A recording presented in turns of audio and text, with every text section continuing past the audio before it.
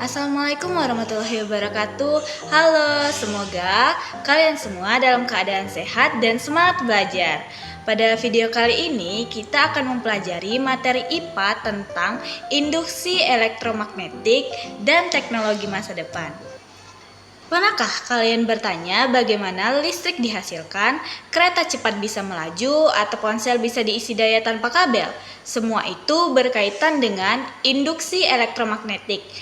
Yuk kita pelajari bersama konsep, cara kerja, dan penerapannya dalam kehidupan sehari-hari.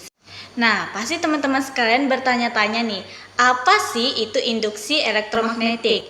Induksi elektromagnetik adalah proses munculnya arus listrik akibat perubahan medan magnet. Artinya, ketika medan magnet di sekitar sebuah penghantar berubah, maka akan timbul arus listrik pada penghantar tersebut. Peristiwa ini menjadi dasar kerja berbagai alat penting seperti generator listrik, transformator, dan pengisi daya nirkabel.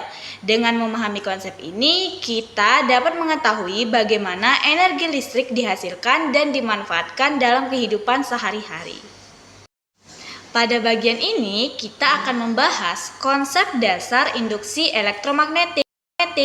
Induksi elektromagnetik pertama kali ditemukan oleh Michael Faraday pada tahun 1831.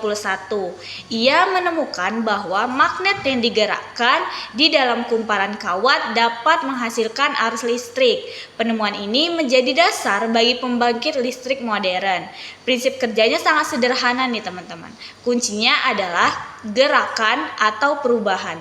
Jika magnet diam di dalam kumparan, maka tidak akan timbul arus listrik. Namun, saat magnet digerakkan, medan magnet berubah sehingga arus listrik pun tercipta. Jadi, dapat kita simpulkan bahwa perubahan medan magnet dapat menghasilkan arus listrik. Nah, sekarang kita akan belajar menggunakan simulasi virtual FET untuk membantu memvisualisasikan flux magnetik yang tidak dapat kita lihat secara langsung. Melalui simulasi ini, kita dapat mengamati bagaimana gerakan magnet mempengaruhi nyalanya lampu. Semakin cepat magnet digerakkan, maka semakin besar arus listrik yang dihasilkan sehingga lampu bisa menyala lebih terang. Selain itu, jumlah kawat lilitan juga sangat berpengaruh. Semakin banyak lilitan, maka tegangan listrik yang dihasilkan akan semakin besar. Dengan simulasi PET, kita dapat memahami konsep induksi elektromagnetik secara lebih nyata, mudah, dan interaktif. Induksi elektromagnetik banyak diterapkan dalam kehidupan sehari-hari. Contohnya pada dinamo sepeda. Saat roda sepeda berputar, magnet di dalam dinamo ikut bergerak sehingga menghasilkan arus listrik untuk menyalakan lampu. Kemudian juga selanjutnya ada pada loudspeaker. Arus listrik yang berubah-ubah menggerakkan kumparan dan membran sehingga menghasilkan getaran yang kita dengar sebagai suara. Contoh lainnya adalah bel pintu. Bel pintu memanfaatkan elektromagnet untuk menarik pemukul lonceng sehingga menghasilkan bunyi. Dari contoh-contoh tersebut dapat kita simpulkan bahwa induksi elektromagnetik sangat berperan dalam berbagai alat yang kita gunakan sehari-harinya. Magnet tidak selalu bersifat permanen. Dalam kondisi tertentu, sifat kemagnetannya dapat berkurang bahkan hilang. Pertama, karena panas atau pemanasan.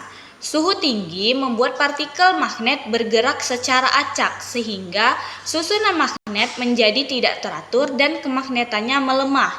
Kedua, karena pukulan fisik. Magnet yang jatuh atau dipukul keras dapat mengacaukan susunan magnet elementer sehingga kekuatannya menurun. Dan yang terakhir, karena pengaruh medan magnet lain. Penyimpanan magnet yang salah, terutama di dekat magnet yang lebih kuat, dapat mengubah arah kutub magnet.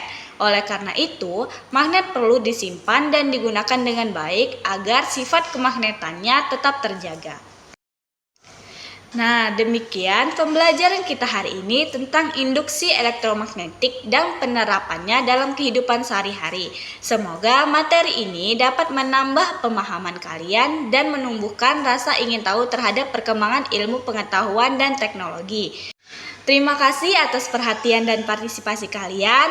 Tetap semangat belajar, jaga kesehatan, dan sampai jumpa di pertemuan berikutnya. Wassalamualaikum warahmatullahi wabarakatuh.